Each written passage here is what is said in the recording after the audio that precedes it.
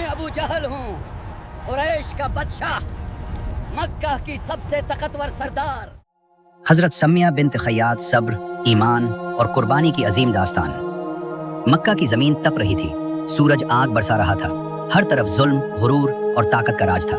اس دور میں سچ بولنا جرم تھا اور کمزور ہونا سب سے بڑی سزا۔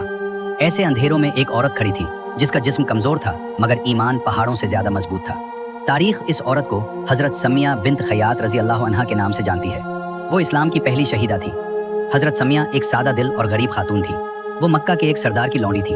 ان کی شادی حضرت یاسر سے ہوئی جو خود بھی مظلوم اور کمزور انسان تھے۔ اللہ تعالیٰ نے انہیں ایک بیٹا عطا فرمایا جس کا نام عمار بن یاسر رکھا گیا۔ یہ 3 افراد کا چھوٹا سا خاندان تھا جو سادگی، محنت اور محبت سے زندگی گزار رہا تھا۔ جب اللہ تعالیٰ نے حضرت محمد صلی اللہ علیہ کو نبی بنا کر بھیجا اور اسلام کی دعوت شروع ہوئی تو سب سے پہلے وہی لوگ اس پیغام کی طرف آئے جن کے دل سچ کے متلاشی تھے۔ حضرت سمیہ، حضرت یاسر اور حضرت عمار نے سچ کو پہچان لیا۔ انہوں نے بغیر کسی خوف کے اسلام قبول کر لیا۔ یہ فیصلہ دنیا کے لحاظ سے خطرناک تھا مگر آخرت کے لحاظ سے نجات کا راستہ تھا۔ جب قریش کو معلوم ہوا کہ یہ کمزور خاندان مسلمان ہو چکا ہے تو ان پر ظلم شروع ہو گیا۔ روزانہ انہیں مکہ کی تپتی دوپہر میں گھسیٹ کر لایا جاتا، جلتی ہوئی ریت پر لٹایا جاتا، زنجیروں سے باندھا جاتا۔ انہیں کہا جاتا کہ اپنے دین سے پھر جاؤ، اسلام چھوڑ دو، لیکن یہ خاندان صبر کی تصویر بنا رہا۔ ابو جہل خود آ کر ان پر ظلم کرتا۔ وہ چیخ چیخ کر کہتا، محمد صلی اللہ علیہ کو چھوڑ دو، ہمارے بتوں کو مان لو ورنہ یہ عذاب ختم نہیں ہوگا۔ لیکن حضرت سمیہ کا جواب ہر بار ایک ہی ہوتا، نہ چیخ نہ فریاد، صرف ایمان سے بھرے الفاظ۔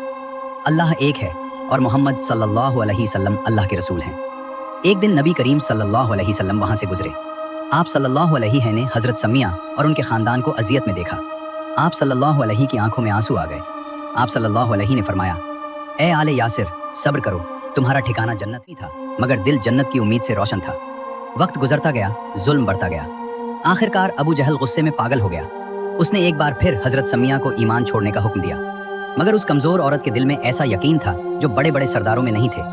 حضرت سمیہ نے صاف الفاظ میں کہا کہ وہ اسلام نہیں چھوڑیں گی۔ یہ سن کر ابو جہل نے نیزہ اٹھایا اور بے رحمی سے حضرت سمیہ پر حملہ کر دیا۔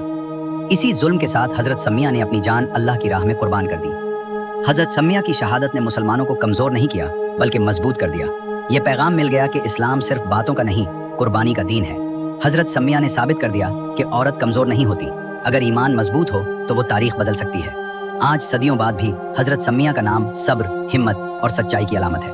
ان کی زندگی ہمیں سکھاتی ہے کہ حق کا راستہ مشکل ضرور ہوتا ہے مگر انجام ہمیشہ جنت ہوتا ہے۔ سلام ہو اس عظیم ماں پر، سلام ہو اس عظیم مومنہ پر، سلام ہو اسلام کی پہلی شہیدہ حضرت سمیہ بنت خیاط رضی اللہ عنہا پر۔